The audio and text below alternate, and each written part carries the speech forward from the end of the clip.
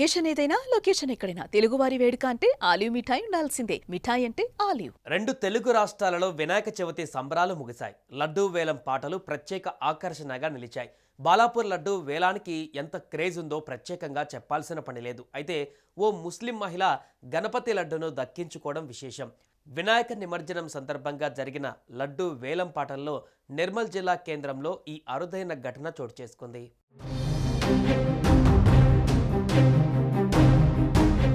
ఒక ముస్లిం మహిళ నిర్భయంగా వేలం పాటలో పాల్గొని 1,88,888 రూపాయలకు పాట పాడి లడ్డూ దక్కించుకుంది. ఈ అరుదైన ఘటనకు నిర్మల్ జిల్లా కేంద్రంలోని ఆదర్శ నగర్ శివాజీ యూత్ వినాయక మండలి వేదిక అయింది. వృత్తిరీత్యా న్యాయవాది అయిన మొహమ్మద్ అమ్రీన్ అనే యువతి నిర్మల్ పట్టణంలోని ఈద్గాం ప్రాంతంలో ఇంటర్నెట్ సర్వీసెస్ నడుపుతుంది. సర్వమతాలు ఒకటేనని చాటి చెప్పేందుకు ఆమె లడ్డూ వేలం పాటలో పాల్గొని అందరినీ ఆశ్చర్యానికి గురిచేసింది. గతంలో ఈ వినాయక మండలి ఆధ్వర్యంలో చేపట్టిన లడ్డూ వేలం పాటలో ఎప్పుడు కూడా ఈ స్థాయిలో పోటీ లేదు.